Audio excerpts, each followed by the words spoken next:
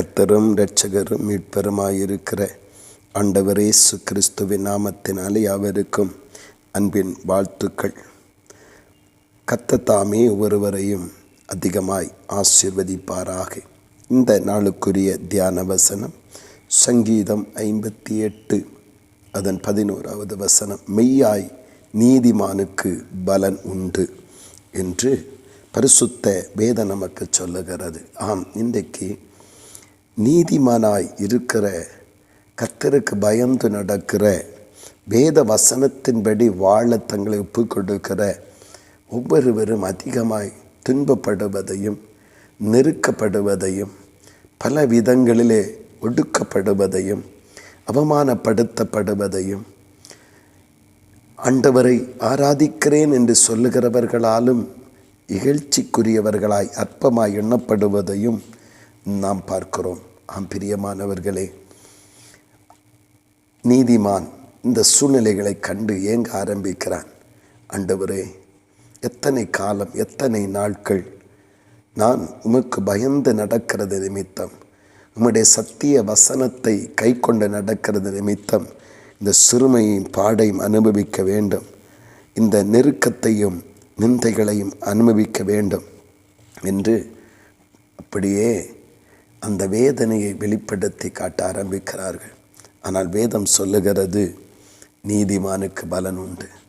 ஆம், இன்றைக்கு கர்த்தருடைய வசனத்தை கை கொள்ளுகிறதுனால் இன்றைக்கு அற்பமாய் எண்ணப்படுகிறீர்களோ, இல்லை சொந்தங்களும் உறவுகளும் கூட பழகிறவர்களும் ஆராதிப்பவர்களும் உங்களை அற்பமாய் எண்ணி ஒதுக்கி வைத்திருக்கலாம்.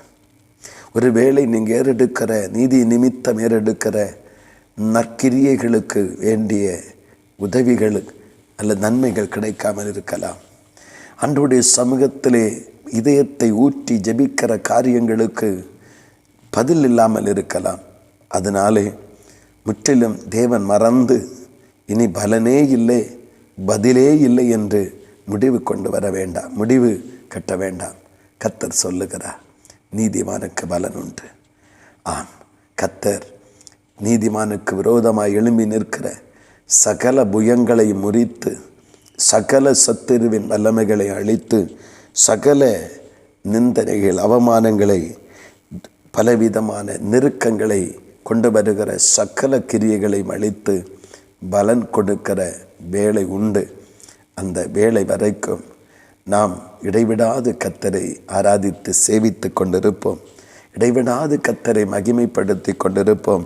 எல்லா காலங்களிலும் நமக்கு பலன் இல்லையே என்று சொல்லி, உடனடியாக பலன் இல்லையே என்று சொல்லி நாம் நம்முடைய உத்தமத்தை விட்டு, பரிசுத்தத்தை விட்டு, வேத வசனத்திற்கு கீழ்ப்படிந்த வாழ்க்கை விட்டு, ஆண்டவருக்கு பயந்து நடக்கிற வாழ்க்கை விட்டு நாம் பின்வாங்க வேண்டாம். நமக்கு பலன் வரப்போகிறது. நீதிமானுக்கு பலன் உண்டு என்று பரிசுத்த வேதம் தெளிவாய் சொல்லுகிறது.